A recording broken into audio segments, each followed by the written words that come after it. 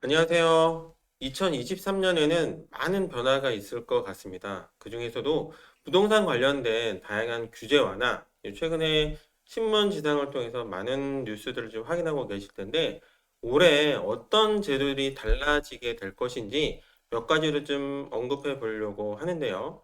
목차 한번 보실게요. 취득세 관련된 내용이 있을 것 같고요. 종합부동산세, 임대 관련된 소득세, 그리고 양도소득세, 증여세, 재건축, 또 대출과 임대주택 관련된 이런 내용들이 있는데 전체적인 핵심 키워드는 규제 완화에 맞춰져 있다. 이렇게 보시면 될 것 같아요.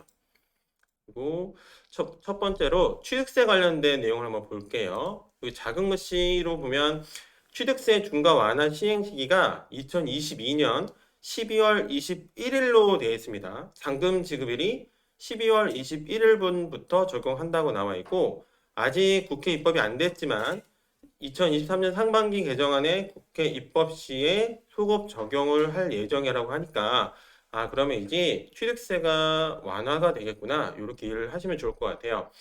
너무 충격적인 취득세였죠. 1주택자는 1에서 3%였지만 2주택자는 8%였고 3주택자는 12%라는 엄청난 취득세를 물었는데 이게 빨간 글씨에 2주택자가 기존 조정지역 같은 경우에 8%였던 게 1에서 3%로 기본세율을 다시 낮춰지게 됩니다. 그리고 3주택자가 50%가 인하가 되니까 그 아래에 보면 조정지역이 12%, 6%로 비조정 지역은 4%까지 떨어지게 됩니다.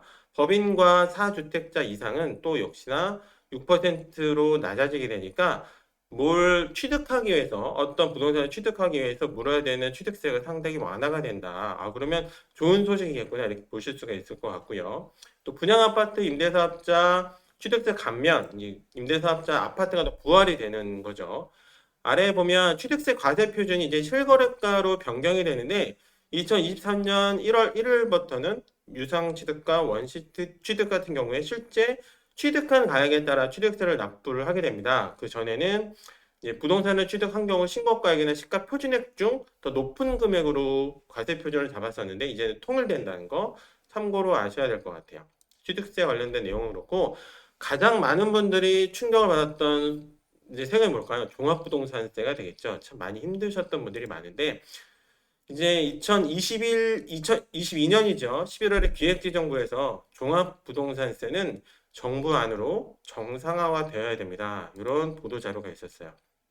이 내용을 한번 볼 건데 자, 목차를 볼까요? 금년 종부세 개편으로 종부세가 정상화되지 않았습니다. 소득이 낮은 사람도 종부세가 과세되었고요. 중저가 보유자의 부담이 오히려 더 늘었습니다. 종부세는 더 이상 특정 지역만의 세금이 아닙니다. 그래서 종합부동산세는 정부 안으로 정상화가 되어야 됩니다. 이런 내용들이 기획재정부에서 보도가 됐고 그래서 종부세의 조속한 정상화, 국회 협조가 절실합니다. 이렇게 좀 어떻게 보면 속이 좀 시원할 것 같은 그런 내용들이 발표가 됐어요. 좀 자세히 보겠습니다. 1번 금년 종부세 개편으로는 종부세가 정상화되지 않았습니다.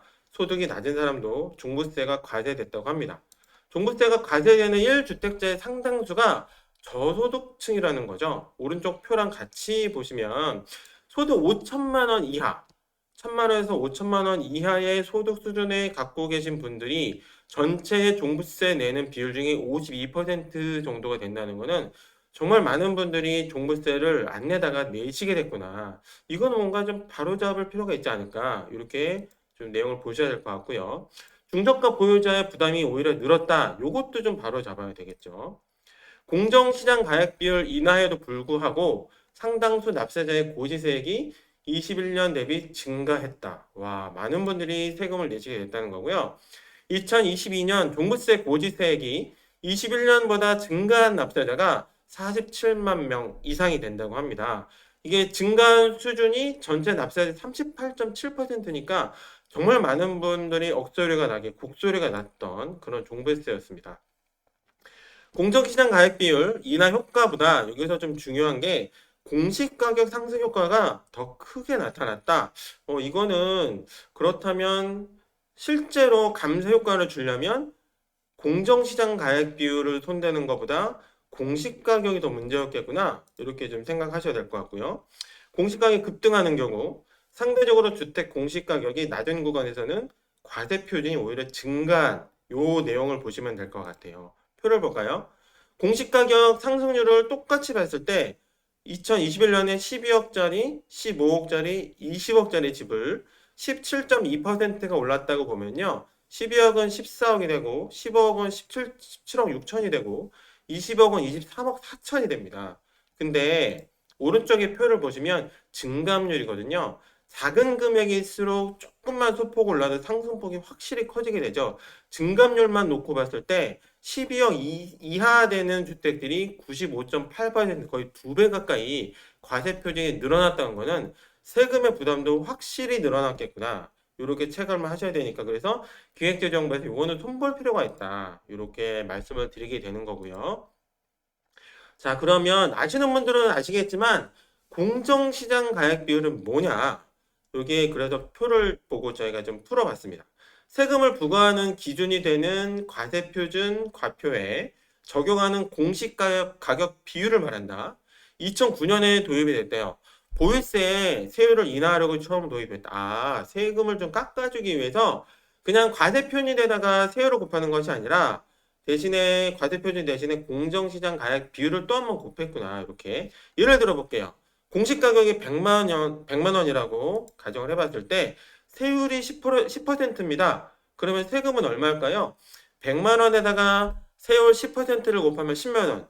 이게 세금일까요? 아니겠죠. 그래서 100만 원에다가 공정시장 가액 비율 95%를 한번 곱합니다. 그러고 나서 세율 10%를 곱하니까 10만 원 내는 세금이 9만 5천 원으로 5천 원을 인하되는 효과를 보게 됩니다. 그래서 공정시장 가액 비율은 이제 절세 효과를 내기 위해 아주 좋은 그런 제도로서 2009년에 보유세 세율을 인하하려고 도입됐다. 다른 예를 한번 볼게요. 100만 원에 최근에 너무 이제 공시가격 현실화 이런 것들을 표방을 해서 세금 부담이 너무 커졌기 때문에 급하게 공정시장 가액 비율을 60%로 낮춰줬습니다. 요거로 계산 한번 해볼게요. 100만 원에 60%면 곱하기 세율을 10% 했을 때 세금은 6만 원이 되죠. 10만 원 내던 것들을 공정시장 가액 비율이 60%가 되니까 6만 원으로 4만 원이 절감이 됐습니다.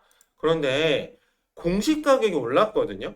공시가격이 100만 원 하던 게 갑자기 이제 그전에는 60%에서 70%, 80% 했던 것들이 공시가격 현실화라는 이름의 표방 하에 95%까지 올랐죠. 그래서 100만 원짜리가 200만 원이 됐을 때 공정시장 가액비율을 아무리 낮춰도 똑같이 60%를 했을 때 세금은 오히려 늘어나게 되는 겁니다.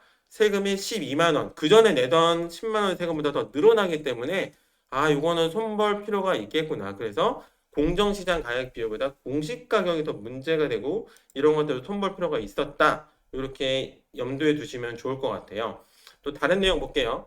종부세는 더 이상 특정 지역만의 세금이 아닙니다. 여기 중요한 내용이 있네요. 지방에서도 종부세 납세자가 급격히 늘어났다. 사실 고가주택 갖고 계신 분들이 서울 수도권이 많이 있으실 텐데 지방에서도 많이 세금을 내시게 된다고 합니다.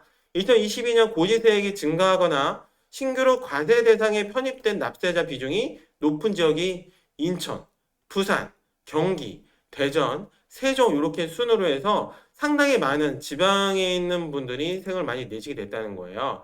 납세자 1인당 평균 세액이 높은 지역이 또 제주, 광주, 전남, 부산, 전북, 서울 수도권이 다 아니라는 거거든요. 또 중요한 건 서울 비강남 지역도 종부세 납세자가 크게 증가했다. 이러니 곡소리가 나는 분들이 많았다. 이렇게 보셔야 될 것 같고요. 2022년 고지세액이 증가하거나 신규로 과세 대상에 편입된 납세자 비중이 높은 지역은 서울 강남이 아니고요. 노원, 도봉, 강동, 중랑, 동작 이렇게 비강남권에서 너무 많은 분들이 종부세 납부를 하시게 됐습니다. 그래서 종부세는 정부 안으로 정상화가 되어야 됩니다. 이렇게 기획재정부에서 이렇게 좀 슬로건을 내걸고 정책 자료를 보도를 하게 됐고요. 20년 수준으로 2년 전 수준으로 세액 부담을 정상화를 시키겠다. 그래프를 보시면 이전 19년에 1%, 그런데 20년, 21년에 급격하게 올라갔거든요. 사실 이 1%라는 게 좀 상징적인 게 OECD 평균 수준입니다. 1% 정도로 사실은 종부세는 유지가 되는 게 바람직한데 그동안은 너무 많은 분들이 납세자가 되게 되었다는 거죠. 그래서 2021년 종부세는 공시가격 급등, 공정시장가격 비율 상향 및 세율 인상이 복합 작용하여 비정상적으로 증가하게 되었습니다.